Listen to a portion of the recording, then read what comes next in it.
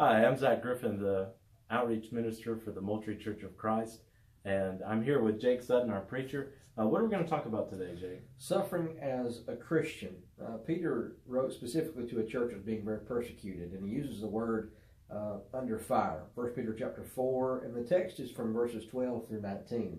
So let's go there. I want to read some of this and give you a thought. 1 Peter chapter 4 and verse 12, Beloved, do not be surprised at the fiery trial when it comes upon you to test you. That's important. He says, as though something strange were happening to you, but rejoice. That's another crucial word.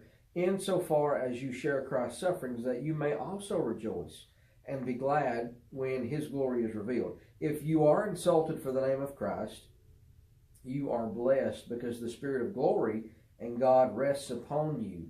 When you and I suffer as a Christian, the initial thing that we want to do is to ask, where's God? Or some would say, why God?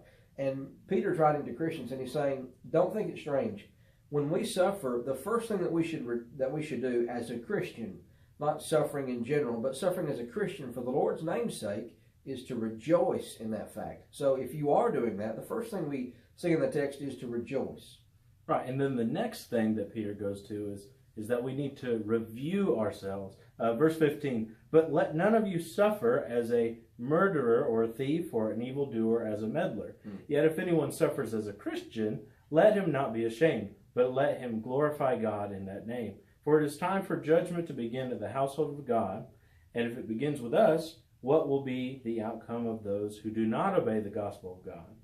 And if the righteous is scarcely saved, what will become of the ungodly and the sinner? So he says, examine yourselves, when you're suffering. If anyone suffers as an evildoer, that's not a good thing. If you're suffering for an evildoer, there's no benefit to that kind of suffering. But if you're suffering as a Christian, that's a good thing. Like Jake said, it's something to rejoice about. But we need to even go further and view our faith to see whether, we've got that faith. Because even the righteous are scarcely saved, verse 18. There are some people that, the seed is planted. It's like the parable of the sower. The seed is planted and they take, fruit. They have faith, but then the riches of the world or the trials of this world kind of choke them out. And then, they're falling into the world again. So what do? We rejoice in our suffering as a Christian, and we review ourselves and make sure, yes, this is because of the name of Christ. But then number 3 in verse 19, he says, therefore let us who suffer according to God's will, meaning who live according to the will of God, we walk in the Spirit of God. He says, entrust their souls to a faithful Creator while doing good.